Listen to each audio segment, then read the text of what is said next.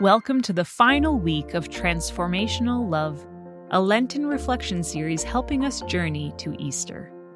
This series is presented by Ignatian Young Adult Ministries, an initiative of the Office of Ignatian Spirituality. We have arrived at Holy Week. As we conclude and make our final preparations for Easter, recall your journey over these past 40 days.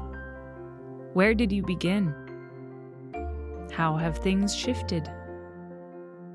What might your feelings be telling you? Take a moment to open yourself once more to God's transformational love as we explore our final theme, servants, repenters, extenders of transformational love. This reflection was written by Dave De La Fuente, Associate Director of Ignatian Young Adult Ministries and the Contemplative Leaders in Action program.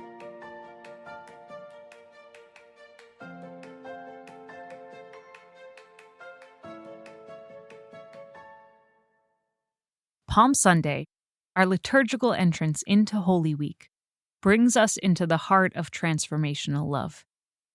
Of the many themes and aspects of transformational love that we can name, I would like to simply hone in on three elements distinctive to Luke's Gospel: the call to be a servant and not be part of petty or fickle crowds, the example of Peter, and the example of the repentant thief.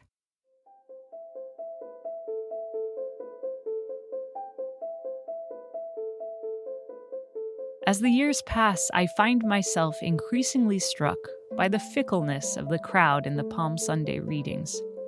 The same crowd that acclaims Jesus as he enters Jerusalem will largely turn on Jesus, preferring Barabbas over the true Son of God. The name Barabbas means Son of the Father. The crowd does not understand that Jesus' messianic status is characterized by humble service. In any case, this lectionary cycle reminds us that the crowd is not the only group that fails to understand.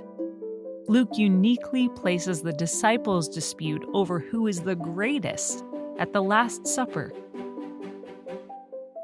Taken together, the readings point to a misidentification of Jesus' identity and his standard.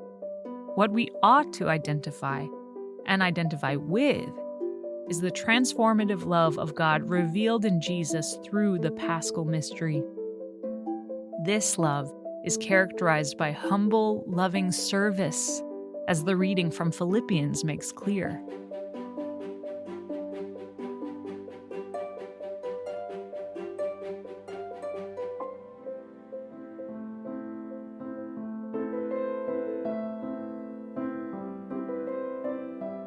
There are also two poignant moments that should situate our reflection on transformative love.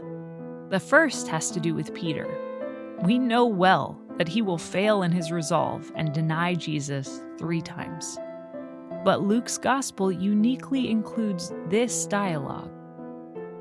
Jesus says to Peter, "I have prayed that your own faith may not fail, and once you have turned back, you must strengthen your brothers." It also states that at the moment of the third denial, quote, "the Lord turned and looked at Peter."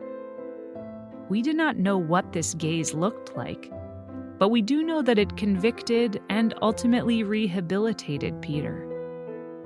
In what ways am I like Peter? Here there's a profound insight. One can imagine that Jesus is in fact praying for us all, that faith may not fail, and that we will also turn back as Peter did.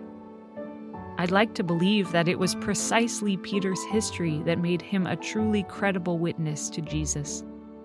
One could see Christ's transformative love at work in him, in his history, and in his destiny.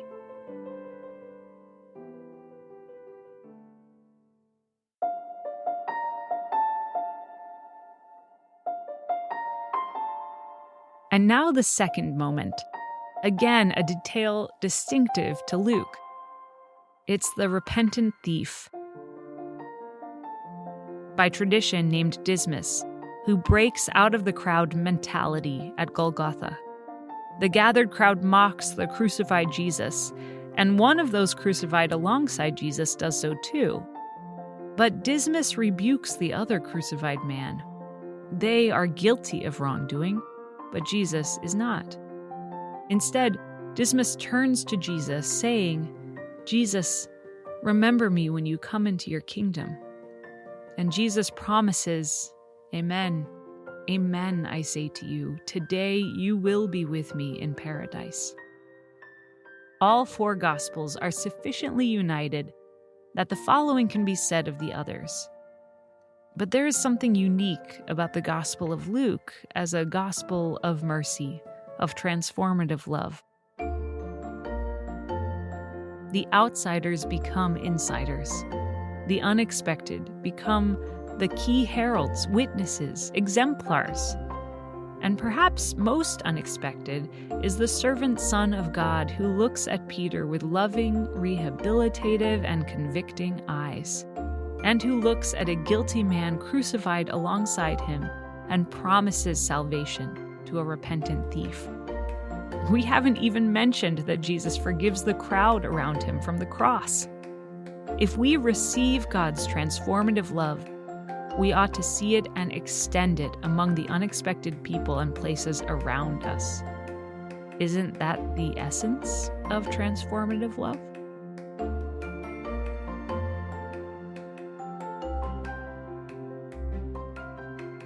Ignatian Young Adult Ministries thanks you sincerely for journeying through Lent with us.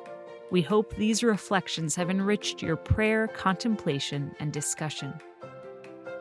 From all of us at the Office of Ignatian Spirituality, we wish you and your families and communities a blessed Holy Week and happy Easter season.